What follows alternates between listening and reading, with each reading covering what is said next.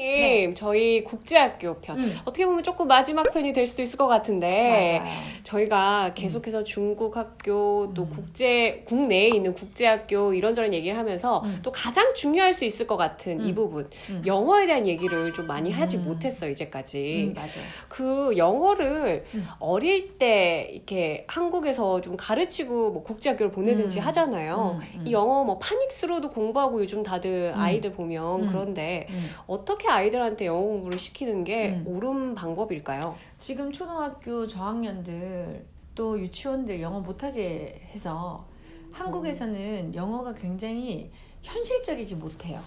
그러니까 정부는 글로벌한 인재를 키운다고 말은 하지만 우리의 실상 이 수업 방식들은 아직 너무 옛날 방식을 사용하고 있거든요. 많이 옛날보다 많이 좋아졌다고 하지만 그래서 엄마들이 따로 영어 학원을 많이 다니고 영어 유치원을 되게 많이 다녀요. 그래서 뭐 분명히 말하면 지금 유치원 원장님들이 많은 이야기를 하고 계시지만 영어 유치원이라는 건 없어요. 영어 학원이에요. 인가 자체가 학원이기 때문에. 근데 그런 곳을 다녔던 아이들이 일반 학교를 가지 않죠.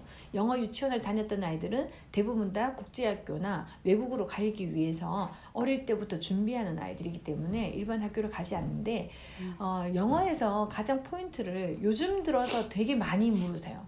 예전에도 영어가 중요했어요. 20년 전에 저희가 유치원을 운영할 때도 그때도 영어는 중요했어요. 그런데 20년 지난 지금도 아직도 영어 이야기를 하고 있거든요. 그렇다고 우리나라 국민들이 많이 영어를 잘하는가? 그렇지도 못하고 우리 아이들이 또 영어를 너무 잘하는가? 그렇지도 못하거든요. 그래서 왜 그럴까요? 굉장히 궁금해요. 지금 이 질문이. 궁금하시죠? 네, 20년 전과 지금이 별반 다르지 않다.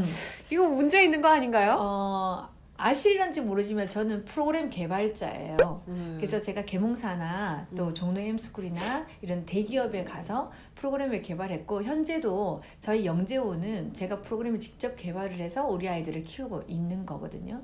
개발자 입장에서 아이들을 바라봤을 때 저 역시나 영어를 전공한 게 아니기 때문에 한 발자국 물러서서 나보다 더 잘하는 사람이 있겠지라고 생각해서 정말 20년 동안 원서를 사다 놓고 또 정말 원어민처럼 교육을 하는 선생님을 넣을 생각을 했지 그러면 좋아질 거라고 저도 생각했죠. 왜? 그 분야는 제 전공 분야가 아니니까. 그런데 20년 지난 지금도 너무 변한 게 없어서 요즘 눈이 뚫어져지라 정말 우리 아이들을 외국에 보낸다는 생각을 하면서 몇 년 전부터 영어에 대해서 굉장히 집중적으로 생각을 하고 있고요. 그걸 내 과학을 기반으로 했을 때 교육학하고 연결을 했을 때 방법을 찾았어요. 언어라는 거와 교육학과 또 내과학을 기반한 그것을 함께 뭉쳐보니 쉽고 간단하게 이 언어를 암기하는 방법들도 많고요. 또 하나는 발음이나 이런 것들에 대한 법칙들도 굉장히 많았던 거예요. 그런데 많은 사람들이 자꾸 영어를 지적해요. 그거 틀렸어. 그렇게 하는 게 아니야. 뭐 말만 하면 발음을 가지고 따지고 말만 하면 문법적인 걸로 따지니까 말하기가 싫은 거죠. 틀려도 괜찮아. 틀리는 게 당연한 거야. 왜? 모르니까.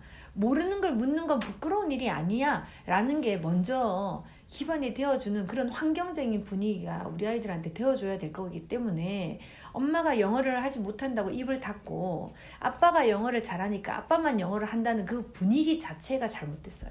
그래서 모르는 게 너무 당연한 거고 그 단어를 말하다가 낄낄대고 웃고 그 발음이 이상해서 독특해서 그걸 가지고 다시 한 번 더 해보는 그런 분위기가 너무 많이 되어야 된다고 저는 생각하고 있기 때문에 엄마들이 모르지만 우리 아이를 위해서 과감하게 어설픈 단어라도 내뱉는 연습을 많이 하셔야 되고요. 그 우리 아이들한테 제일 쉬운 방식으로 영어를 하는 방법이 무엇일까요? 라고 물으시면 저는 단연코 플래시카드라고 말씀을 드려요. 그래서 플래시카드. 학원을 다니고 여러 기간을 많이 다녀도요. 결국은 단어가 부족하면요. 안 됩니다. 회화가. 그 단어가 부족하면 그 문법을 만드는 것도 안 됩니다. 말도 못하는데 문법을 알면 무엇을 할 것이고 말도 못하는데 발음이 좋으면 무엇을 할 것이에요. 그러니까 몰라도 내뱉어야 돼요. 그 맞아. 내뱉다가 보면 이 근육이요. 우리는 지금 한국말에 적합한 밑에 받침이 있는 그 근육으로 우리가 지금 만들어져 있어요. 근육이. 그런데 영어권을 사용하는 사람들은 다른 그 발음을 잘할 수 있는 근육이 만들어져 있어요. 그래서 이 근육을 단련시키는 연습을 해야 돼요. 그러니까 뜻도 모르고 이해도 못하지만 마구 말해야 돼요. 왜? 비슷하게. 그런데 그 단어를 해보냐 하면 안 한다는 거죠. 그 단어가 쉽다, 어렵다, 맞다, 안 맞다, 이게 원어민 발음인가 아닌가를 너무 많이 고민하기 때문에 그 발음을 내뱉는데 너무나 수만 가지 생각을 해요. 그러기 때문에 내 머릿속에 잘 안 들어오죠. 그러니까 어떻게 해요? 무의식에 넣는 거예요.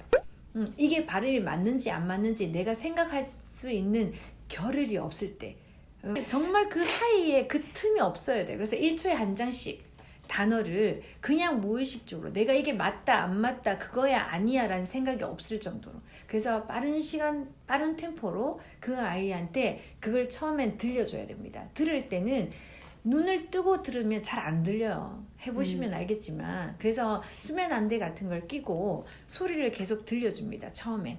그래서 저희가 유튜브에 저희가 영어 단어 300개를 올릴 겁니다. 그래서 그거를 좀 들으면서 아이한테 그냥 틀어주세요. 틀어주면 300단어를 의미 없이 듣습니다. 물론 영어와 한국의 뜻이 같이 나와 있어요. 그래서 그냥 300단어를 안대를 끼고 그냥 들어요.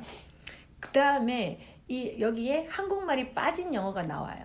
그럴 때 이제 눈을 뜨세요라는 단어가 나오면 눈을 뜨세요라고 하고 그 다음에 이 카드를 저희가 300개를 준비를 했거든요. 그 카드를 이렇게 넘겨주시면 됩니다. 이미지대로? 네. 엄마는 말할 필요가 없어요. 소리가 나오기 때문에 유튜브에서. 그래서 그냥 이미지로 아이한테 무의식적으로 넘깁니다. 1초에 한 장씩이라는 규칙이 있습니다. 그래서 아이가 이 단어를 넘길 때 자기가 아는 단어가 나오면 격한 반응을 보여요. 엄마 그거 내가 할 수 있어요. 무시하시고 너 이거 할 수 있지라고 템포를 끊으시면 안 돼요. 이미 그거는 의식의 상태예요. 생각을 하고 있단 말이죠. 그래서 그렇게 생각을 해서 단어를 암기하면 몇 개 암기를 못해요.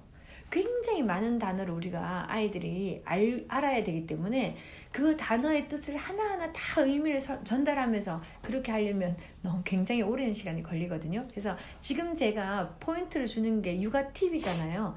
영어 단어를 빨리 암기할 수 있는 팁은 생각을 하지 않고 그냥 듣는다. 그 다음에 생각을 하지 않고 그냥 본다. 라는 걸로 저희가 방법을 찾았고요. 그 방법을 활용해 보시다 보면 다른 방법보다 빨리 이 아이가 인지하는구나. 저희가 저희 인지발달센터에서 영어 수업을 진행하고 있는데 거기는 들어올 때 200단어를 모르는 아이들은 수업 자체를 시키지 않아요. 처음에 들어올 때 200단어를 이 아이가 알 수 있는지 없는지를 먼저 확인하고 그 다음에 회화 수업을 진행을 시키거든요. 그러니까 엄마들이 꼭 한번 이번에는 저희가 300단어 준비했어요. apple, 사과, banana, 바나나, grape, 포도, watermelon, 수박, pear. 배. 그 300단어를 꼭 이번만큼은 300단어 정도는 우리 아이한테 알려준다라는 생각으로 한번 용기를 내보세요. 그러면 영상을 저희 채널에서 무료로 볼 수 있는 건가요? 그럼요. 여러분 무료로 제공되는 거니까요. 이번 기회에 꼭 300단어 도전해 보시기 바랍니다. 맞아. 안대 필요합니다. 네.